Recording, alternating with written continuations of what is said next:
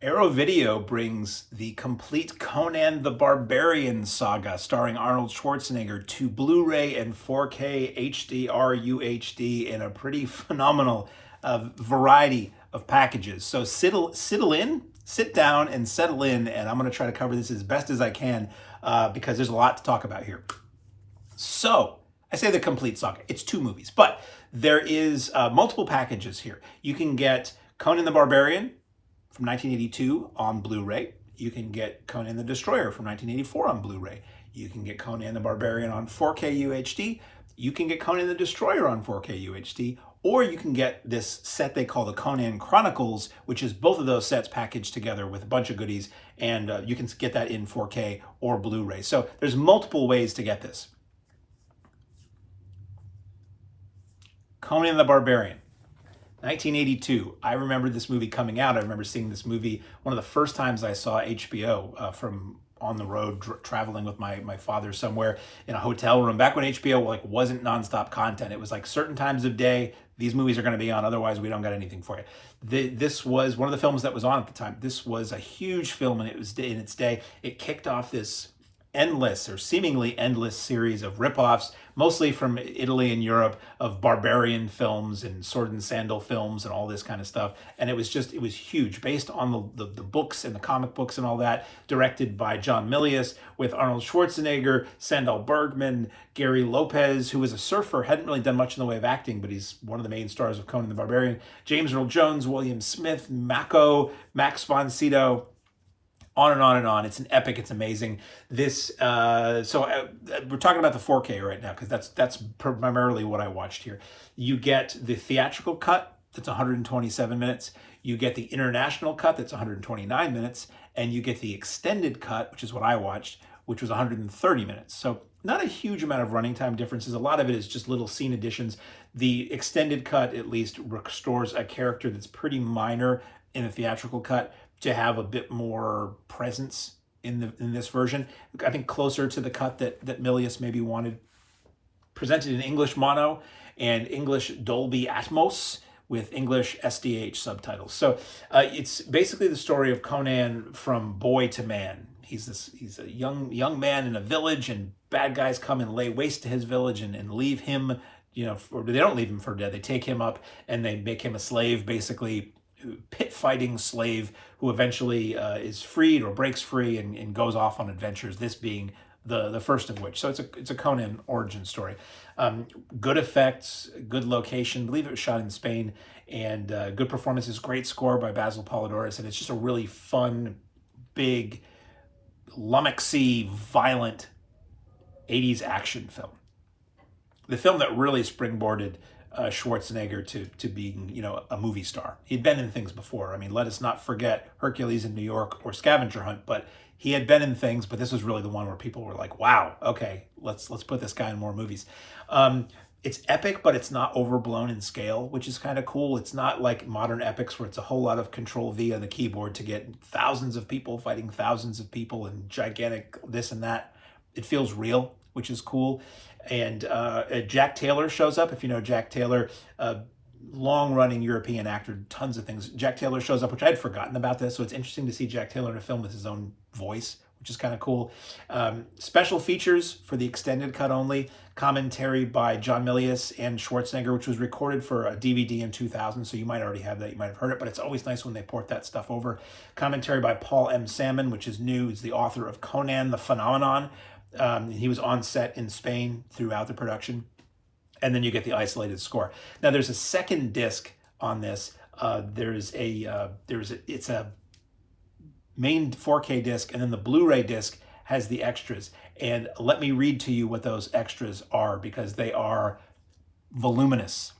You get Conan Unchained, the Making of Conan archive documentary from 2000. So this is some of the stuff, a lot of it was carried over from that really hefty edition that came out in 2000, which is great because if you upgrade for picture quality or new transfers and all that, it stinks to have to hold on to other older copies because you like the extras or they have those really cool retrospective things. Arrow's bringing all that along with us for the ride, which is great.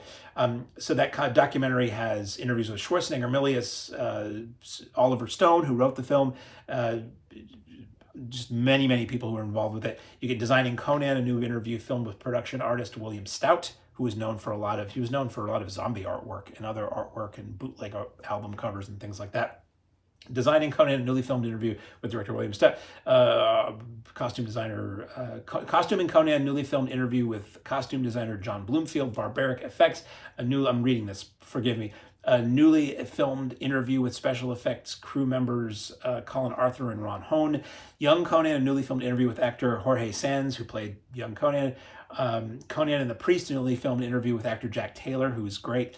The Cutting the Barbarian, newly filmed interview with assistant editor Peck Pryor. Crafting Conan's Magic, a newly filmed interview with visual effects crew members Peter Curran and Catherine Keene. Barbarians and Northmen, newly filmed interview with the filmmaker Robert Eggers on the film's influence on his film, The Northman, from just a year or so ago.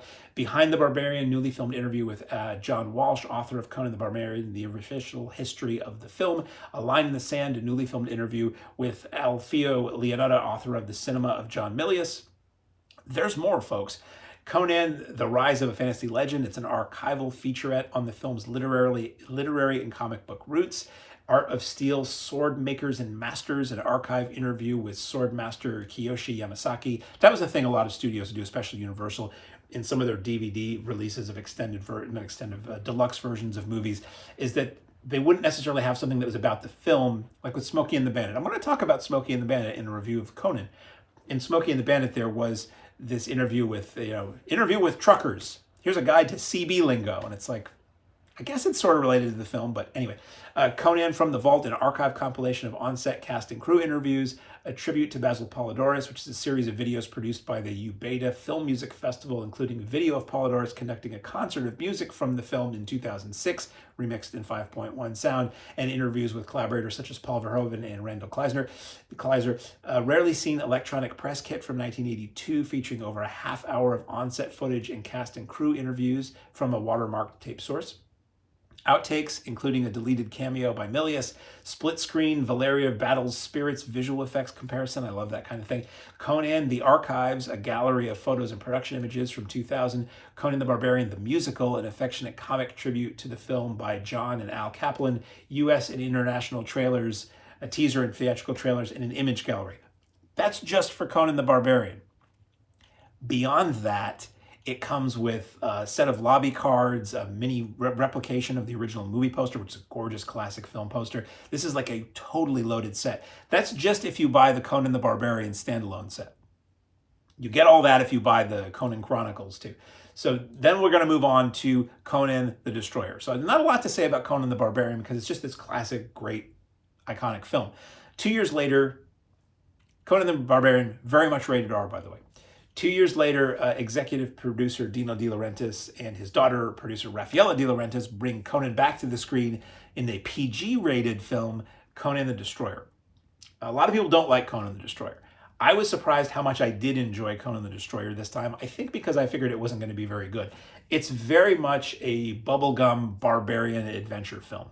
It does make you wish they had made several of these Conan films so that you really could have seen him in a bunch of adventures. Both films at the end and at the beginning of the second one tease the King Conan idea, where he's much older and he's the king and he's seen all of these things and he's much wiser. There was talk for a long time of Schwarzenegger and Milius getting together to make that movie. Sadly, they never did.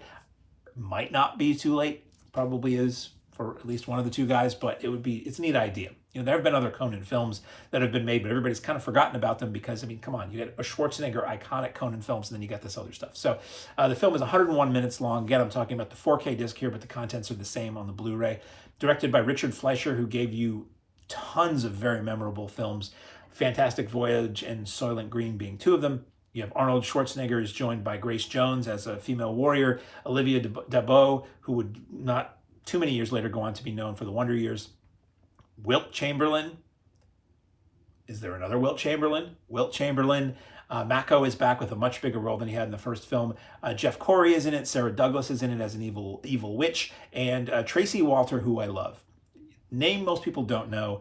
I first saw him in Time Bandits as the brother of Richard Masur, part of the gang run by Peter Coyote, who gets his nose shot off. He's got a very memorable sequence in Repo Man. He's been in a million things. He was one of the henchmen in the Tim Burton Batman film. You'd recognize him if you saw him. It's just great to see him in this, such a big upfront role in a film, because usually he's like a bit player. Presented in English mono and English Dolby Atmos with English SDH subtitles. So the basic idea here is Sarah Douglas is like this evil witch, or we learn she's an evil witch as it goes along, and she tells Conan, who's pining for his lost love, who was portrayed by Sandahl Bergman in the previous film, she says, I can bring her back to you. I can bring her back from the dead. You just got to do me this one thing. You have to accompany this young princess to this place to get this thing, this amulet, this magical thing, and bring her back safe. Make sure she comes back with her honor intact, by the way. She's 14 years old. And I'll bring your lady love back from the dead. So it's a quest film. It's a whole bunch of rapscallions and warriors, and they're up against creatures, some pretty cool creatures, and wizards and battles and all this kind of stuff. And I thought it was fun. It's very much aimed at kids. It's very much more of a comic book film, but for kids. Doesn't have the adult aspects that the original had. It's a little goofier. There's a lot more comedy in it than there was in the first film. Fleischer said in the extras on this that he wanted for the sequel to see more of Schwarzenegger, to show his body off. So Schwarzenegger is extremely chiseled and extremely barely clothed in this film, but it's a lot of fun. I really enjoyed Conan the Destroyer. Very surprised that I to say that how much fun I had with this. So what do we have to say about this? It has Ferdy Mayne is in this film. Grace Jones doesn't have a lot of dialogue, but she gives a nice feral performance, shall we say, in this. Really, some really cool, grand sets and locations. The FX is pretty good. Special effects are pretty good for its day. Sometimes they're a little dodgy, but it is a product of its time. And if you get wrapped up in the spirit of the film, that really should not take anything away from you. Special features on this. You have a commentary by director Richard Fleischer. You have a commentary by Olivia Dabo and Tracey Walter, recorded separately and edited together. Tracey Walter is like fascinating in this. He talks a lot about what it's like to be a character actor and what you hope to achieve as a character actor and how it works, and a lot of great stories from the making of the film from both of them. You get a commentary by Sarah Douglas with Kim Newman and Stephen Jones. That's very interesting. They talk about her career overall a lot as well. Commentary by Paul M. Salmon, isolated score track, Casting the Destroyer with Joanna Ray, that's 5 minutes. Cut from a Different Cloth with John Bloomfield, that's 9 minutes. Dune and the Destroyer with Kevin Phipps, it's 15 minutes. The art director of the film talks about working on Destroyer and Dune, like back to back, for the same producer. Same area, same studio, same producer. Sword, Sorcery, and Stunts with Vic Armstrong. If you don't know the name Vic Armstrong, you should. He was head of stunts for the Bond series in the 60s, 70s, 80s. Amazing guy. He talks a lot about working on the film and figuring out how to do the stunts on the film. Sword, that's what I just talked about that. Behind the Destroyer with John Walsh, the author of the official book on the making of the films, that's 10 minutes. Archival featurettes, there's a lot of extras on this. Conan, the Making of a Comic Book Legend, 2001 interview with Roy Thomas and Jerry Conway, who wrote the original story for the Destroyer, screenplay for this, basic story for this movie, and worked on a lot of Marvel comics featuring Conan, so they talk about working on the comics and crafting the story for this film. Basil Palladores composing the Conan saga, 2001 interview with his music, about his music for the two films, at 17 minutes. You get a trailer gallery that's trailer 1, it's 2.5 minutes. Trailer 2 is 1.5 minutes. Slightly older, transfer rougher quality on that. And then you get an image gallery that's 102 images, which is extensive. And you get the fold-out poster, and you get the lobby cards and all this other stuff. So this is really, if you're a fan of the Conan films, I can't imagine you wouldn't want to get the Conan Chronicles set that puts these two together. Maybe if you're trying to be more budget conscious. I don't believe that there is anything that's really, I don't have the Conan Chronicles here. I just have review copies of the individual discs. So there might be an additional book, I think, that comes with the complete Conan Chronicles set as opposed to the individual sets. But either way, as far as what's on the discs and the visual, audio-visual content, it's the same for both.